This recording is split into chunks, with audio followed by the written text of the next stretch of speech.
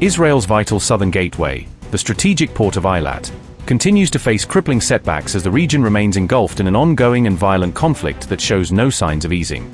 Reports reveal that port revenues have plummeted to almost zero, with commercial operations grinding to a halt due to repeated Houthi attacks on cargo vessels navigating the Red Sea.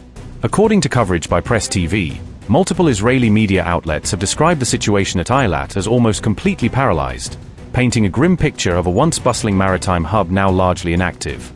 An Israeli paper said, and I quote, "The port's revenues, which previously reached about $74 million a year, have dropped to almost zero," unquote.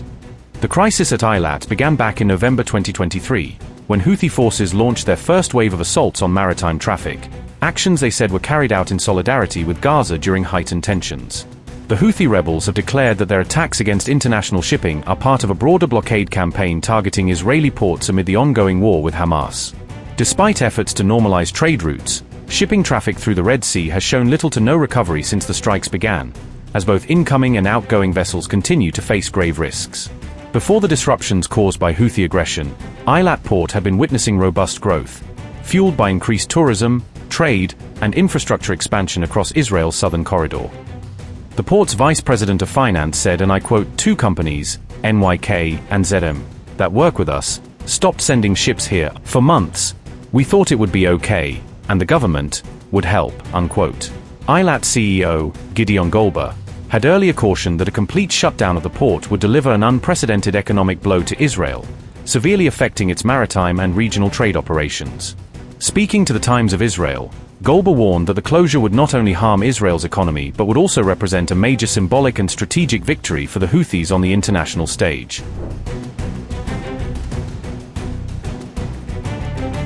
Analysts now believe that the escalating regional instability could be leading toward another potential war, possibly involving Iran, Israel, and even the United States, given the rising geopolitical tensions.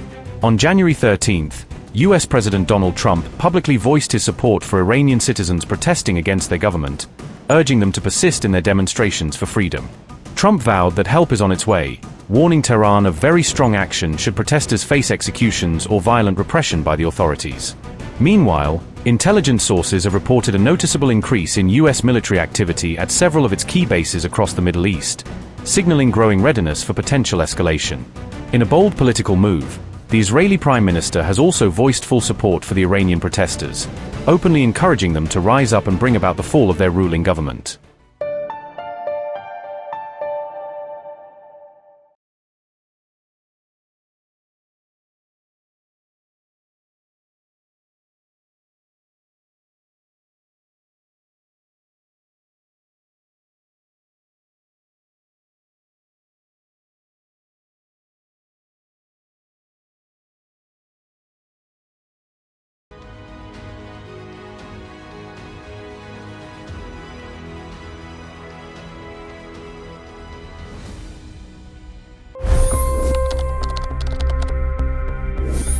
$25 crore गरीब गरीबी को परास्त करके बाहर निकले। For the good of our nation, let's work together and let's truly make America great again.